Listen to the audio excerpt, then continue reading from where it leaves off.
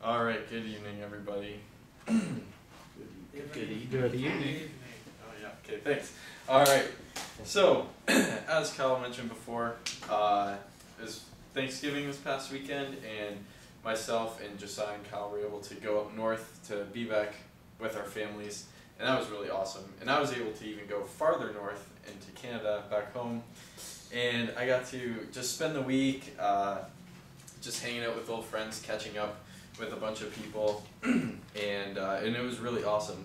And one of the things that I just really love about Canada, and especially the area in which I live, is it is just beautiful there. There's streams, creeks, waterfalls everywhere. There's Niagara Falls, and it was just awesome to be able to go back home and to be with my old friends again, and to just adventure around and explore new places that none of us had been, see new things, and to just stay outside for an entire day and just be out in God's awesome creation.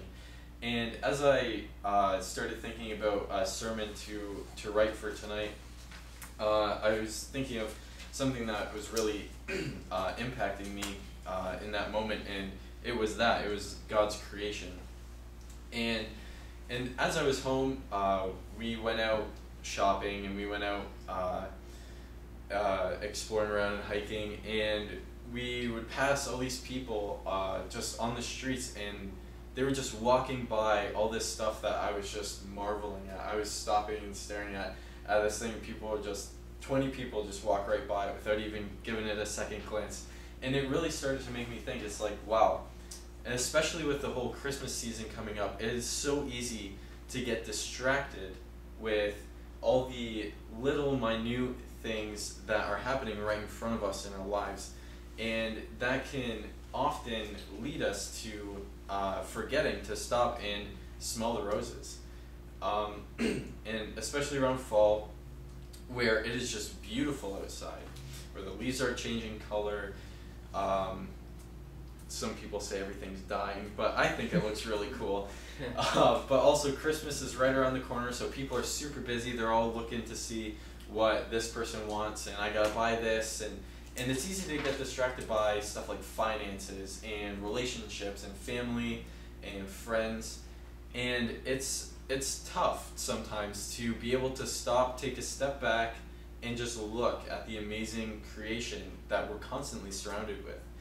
And this is something that it was so easy for me to do because I was back home, I had a week off, I didn't have to worry about anything, and I could just sit and watch and look and walk around, and it was great. And God's creation is so beautiful, and not only does it allow us to live, but it itself is a testimony to how great God is, how great our God is. God has displayed his mighty handiworks all throughout the earth. He hasn't left a single nation untouched by giving his proof that comes through nature and comes through his beautiful creation. In this nature, in this proof, it shows us that there is a creator, and that all this stuff around us did not just simply pop into existence out of nowhere. God's beautiful creation and the nature that surrounds us is a constant testimony to the fact that there is a creator, and that God is so intricately involved in our lives and in this world. And especially the earth. It was specifically created to house God's creation and to display his glory. And as I was doing some research, and I'm not sure if many of you have heard about the habitable zone in space, but that's something that's pretty interesting to me, so I figured I'd do some more research on it. And what I found out is that this habitable zone is so small and so narrow that if the Earth's orbit was just a little bit shorter around the Earth, or a little bit longer, the distance of the Earth from the sun would be too far away or too close in, and it would be right out of that habitable zone. But the Earth's 365 days, 6 hours and 49 minutes, and 9.54 second orbit is incredibly consistent to the thousandths of a second. And if we were a little bit outside of that orbit, we would be directly outside the habitable zone, and life wouldn't even be sustainable on Earth. And not only does the habitable zone, not only is it such a narrow area outside and orbiting the sun, but it also doesn't even take into account the atmosphere of our planet. So even if we were in the habitable zone, but the atmosphere of our planet was not so specific to support this life, we still wouldn't have a habitable planet. So not only does this habitable zone, not only do we have to be right within this habitable zone, but we also need this specific atmosphere, and that's exactly what we have. And so looking at that, it's incredible to see all these minor microscopic requirements that are met on a consistent basis just to support life on this Earth.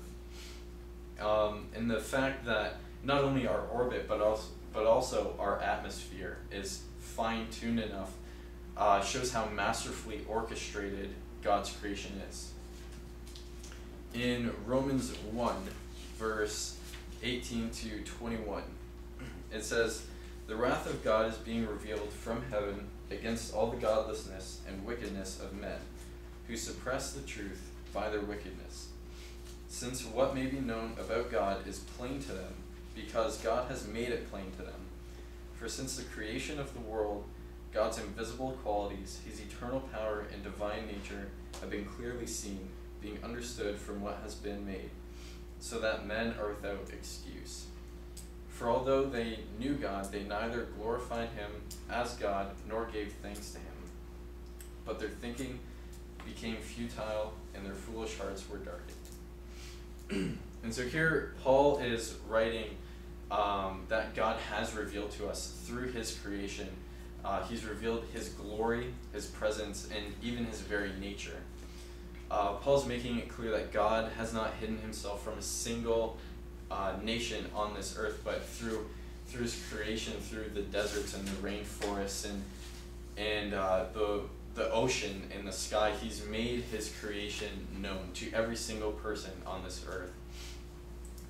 And this creation that we're constantly surrounded by is a constant testimony to who God is and to how great and glorious he is. And it is it's easy for us to become distracted and focused on these things that are right in front of us. Like I said before, money, finances, family, friends, responsibilities, these obligations that especially come around this time of the year can be so oppressing and can lead you away from focusing on what really matters, on focusing on God. And when we begin to put too much of our focus on these momentary things that are so minor in importance, we lose sight on the glory of God that is constantly being displayed all around us through his very creation. Psalm 19, verse 1.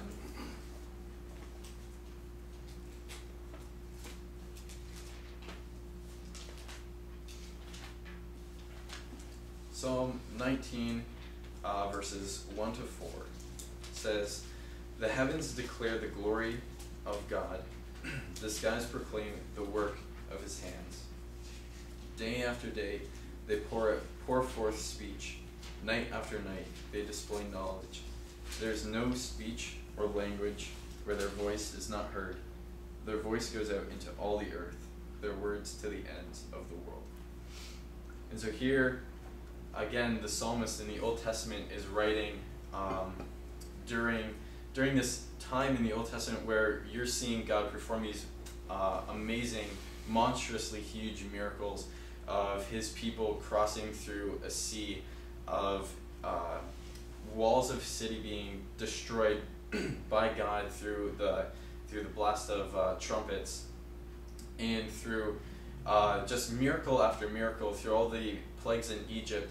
He's writing this, something that seems so simplistic to these people that know of all these wondrous miracles, but he's saying here that yes, God shows himself through all those things, but even more so, or including those things, don't forget these small things. God also shows himself through the heavens, through the universe that he created. The skies proclaim the work of his hands. He says day after day, they pour out speech. They proclaim God's greatness and God's glory. And they are a testament and testimony to us about God. And so here, even through all these amazing things, we see how the psalmist regards nature as being an amazing, miraculous work of God, something that displays his glory and his power and his might, right alongside the miracles that he has also displayed among his people. And the psalmist again points out that not a single nation has been left untouched, because through his creation, he's constantly showing us his magnificent power and glory. And God's creation has been displayed throughout the universe. He has purposefully left fingerprints all over it. And this is where those handouts that I kind of gave you guys are going to come into play. So that first one that you're going to see there, NASA recently released an image that they took with the Hubble telescope. This telescope was pointed at the middle of a whirlpool galaxy that was 31 million miles away. Somewhere we can't see it. You can't see it with just a normal telescope just on the ground here. But they went and they looked in as far as they could go, and they found this galaxy, and they just pointed this lens into this random galaxy that they saw, and they took a picture of the middle of it, and they sent it back, and this is what they sent. This is what they found. And to me, this just speaks volumes, because out in the farthest reaches of space, where there's nothing, where for thousands and thousands of years we had no hope in even seeing these amazing, wonderful creations of God. But it's way out here in the middle of where we think nothing else is. God has placed his fingerprints all over it, leaving signs for us that he is in control of it all, he is above it all, and that he has created it all. And as it says in Psalm 19, the heavens really do declare the glory of God. And over in Psalm 119, verses 13 through 18.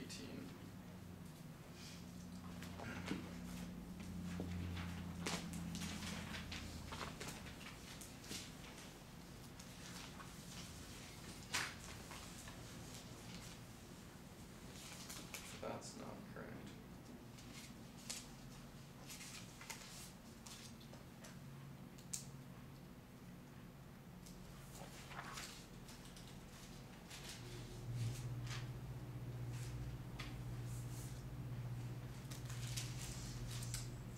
There it is, 129. Sorry about that.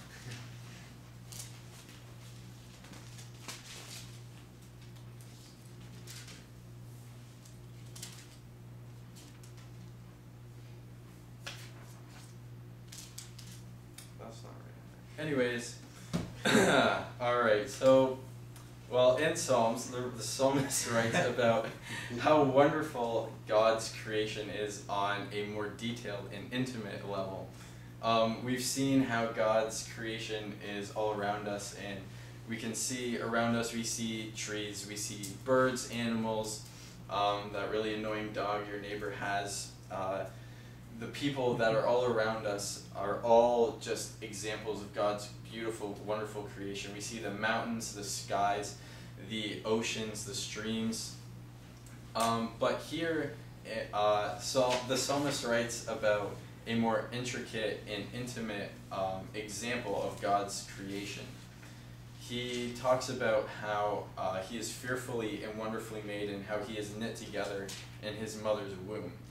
And this knit together in his mother's womb is something that I really found interesting in high school when I was going through all of my biology classes. And when we were learning about DNA and how it forms to create a baby, you can see that the DNA from the mother and the father literally bind and knit themselves together. They just form together and link together so perfectly in the mother's womb to create this infant. And the psalmist was clearly, I don't think he had a degree as a biologist, so he's clearly speaking poetically, but it is true how intimately and intricately God knows us, and how he did knit us together in our mother's womb. And so among the trees and the atmosphere and the habitable zones and everything, we also see that God is very personal, that he's not just some cosmic being who just kind of threw everything together and stepped back, but he is right in the midst of who we are in our very being, in our very creation. And the psalmist here also recognize how even after we're born, how God is still with us, and how he walks with us, and how he is with us all of our days. And even after a baby is born, all of the proteins and all of the fibers that hold our body together have been purposefully placed there by God. On a molecular level, God leaves behind his fingerprints again. And deep, deep down inside of us, inside of each and every one of us, there is a cell adhesion molecule called laminin. And that is the second picture that I handed you guys. It kind of got a little bit cut off by the printer, but that's okay, you get the gist of it.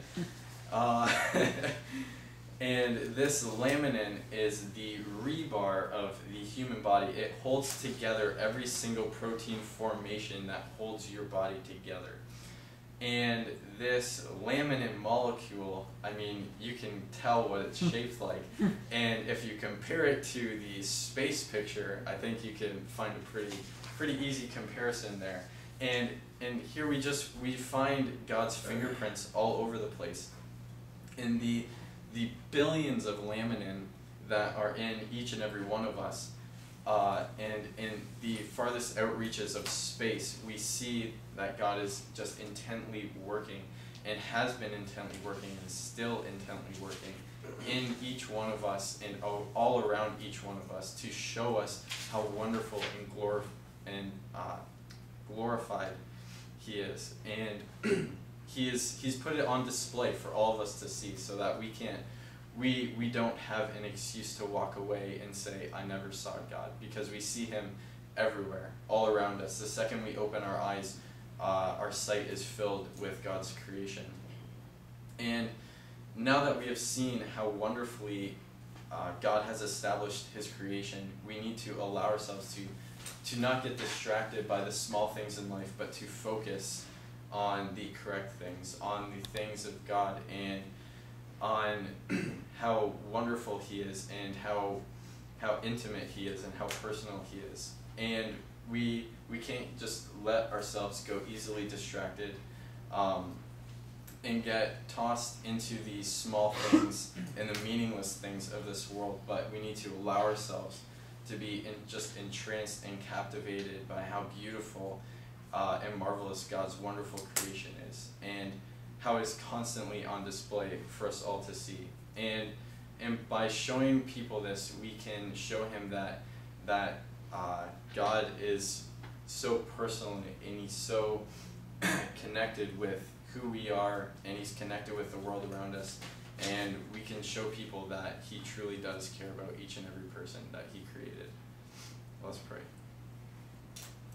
Dear God, I just thank you for this message. I pray that you would just be with us all here, I pray that you would bless us, and I pray that you spoke to all of us through this message, God, and through your word. And I pray that you would help us to take a step back from the busyness of life and to just enjoy and marvel in your beautiful and wonderful creation, God. And I pray that you would give us the means to show those around us how amazing and glorified and wonderful you are, God, and how much you care about each and every one of us, and how intimately connected you are with each one of us. I pray in Jesus' name. Amen.